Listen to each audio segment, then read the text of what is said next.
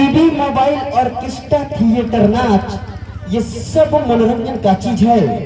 जिंदगी में मनोरंजन नहीं तो कुछ भी नहीं साथियों। संगीत के बिना जिंदगी अधूरी अधूरी सी है। पुजेरी चौधरी जी ऑपरेटिंग मशीन पर मोबाइल फोन जल्दी से जल्दी भिजवाने का प्रयास करेंगे। आइए दोस्तों, आप शांति बनाएं। Mister Pritam Kumar please come on the stage. Mobile phone operating machine पर भेजेंगे। आइए दोस्तों, कुछ ही देर में, क्योंकि हंसना भी बहुत आवश्यक होता है दोस्तों, हंसना भी बहुत आवश्यक है। जितना कि जीने के लिए सांसों की जरूरत होती है उतना ही जरूरी है लाइफ में हंसना। कहते हैं दोस्तों कि पहले लोग पर्दे में रहा करते थे, आजकल तो बेपर्दगी का माहौल हो गया है। फैशन के इस दौर तरक्की में ये कहना कितना आसान हो गया है कि हेलो डियर, हेलो फ्रेंड्स, जब से लोगों की जेब में मोबाइल हो गया है। क्योंकि एक ही दिन में हो जाता है सैकड़ों दिलों का शिकार। एक ही दिन में हो जाता है सैकड़ों दिनों का शिकार।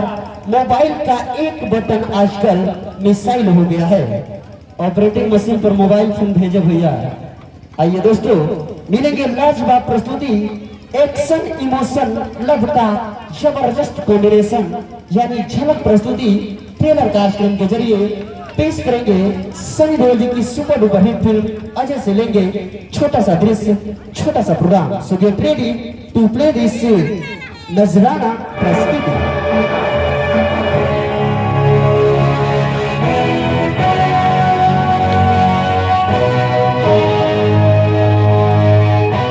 मान गए राजा साहब, राज गया मगर रिवायतें अब भी कायम है।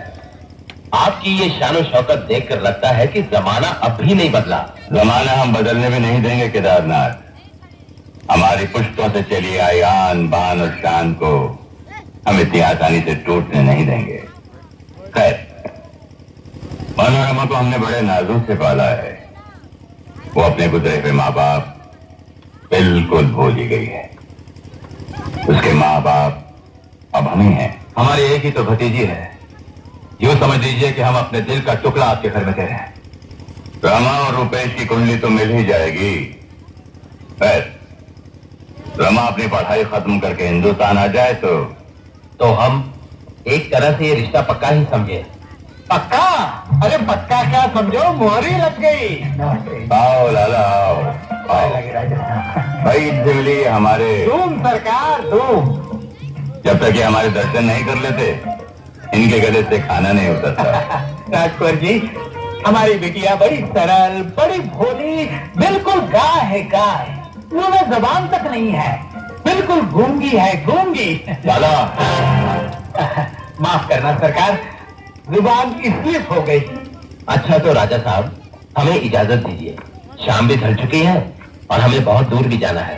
अच्छा केदारनाथ, इन्हें गाड़ी तक छोड़ा।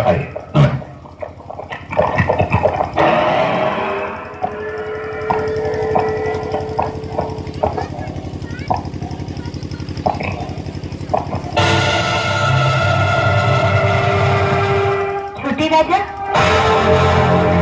दुर्गा, हाँ छोटे राजा, आपने बुलाया नहीं इसलिए मुझे आना पड़ा। मैं और तुम्हें बुलाऊं? भूल गए? कहा तो यही था ना। मैंने कहा, तुमने यकीन कर लिया। तो फिर भगवान के आगे वो फेरे, क्या वो दिखावा था, छल था? दुर्गा, जितनी तरह की लड़कियां होती है ना, उतने ही तरह के जाल बिछाने पड़ते हैं। कोई पैसे से खुश हो जाती है, कोई तोहफा है, और तुम उन सबसे अलग थे। इसीलिए तुम्हारे साथ शादी का ढोंग करना पड़ा। देखो दुर्गा, रात गई, बात गई। वो रात नहीं गई छोटे राजा, वो रात मेरी कोख में तुम्हारा वंश बनकर पल रही है। मैं तुम्हारे बच्चे की माँ बनने वाली हूँ। मेरा बच्चा? क्या सबूत है तेरे पास?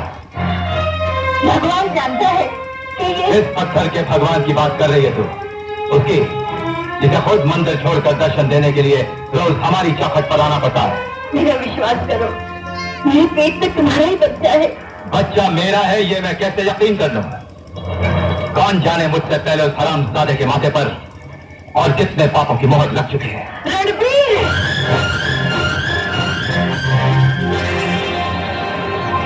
क्या बात है?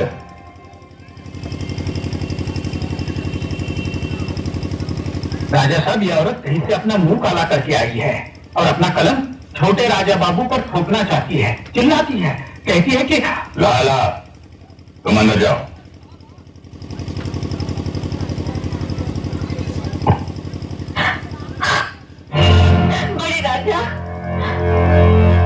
बड़े राजा, ये कलंक नहीं है, आप ही के खानदान का खून है, जो बेगुनाह अभी तक पैदा भी नहीं हुआ, उसे इतनी बड़ी सजा मत दीजिए। आप इंसाफ कीजिए बड़े राजा, आप इंसाफ कीजिए। तुम्हें इंसाफ मिलेगा, जरूर मिलेगा।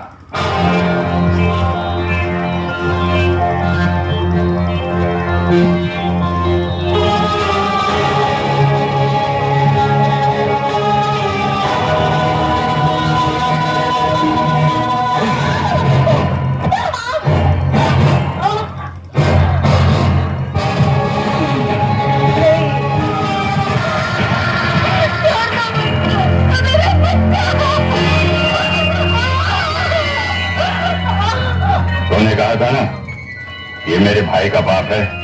ले, अब ये भी धुल गया।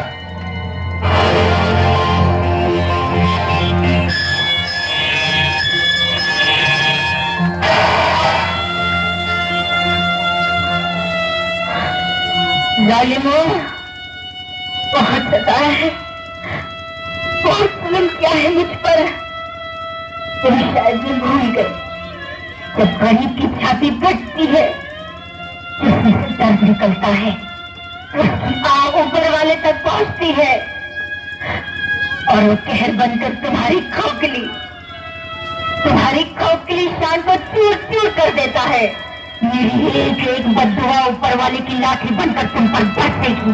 जिस तरह यह भागन आज तुम्हारे आगे गिड़गिड़ा रही है अपनी इज्जत के लिए, एक दिन तुम भी किसी गरीब के आगे गिड़गिड़ाओगे अपनी जिंदगी के लिए, मगर तुम्हें भीख नहीं मिलेगी, कभी नहीं मिलेगी।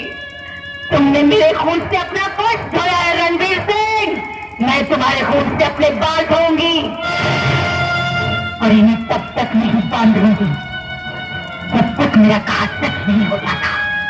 एक दिन एक झोपड़ी का चिराग तुम्हारे महल को आग लगा देगा और इस आग में तुम्हारा अहंकार जलकर राख हो जाएगा। बृजराज सिंह, ये मेरा श्राप है, ये मेरा श्राप है, ये मेरा श्राप है।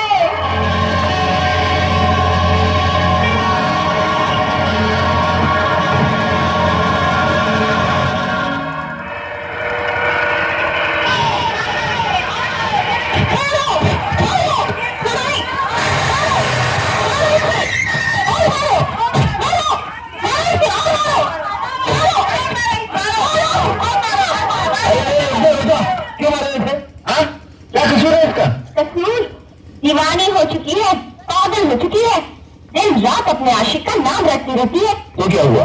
हम इसे गांव से बेदखल कर देना चाहते हैं। शर्म नहीं आ रही आप लोगों को?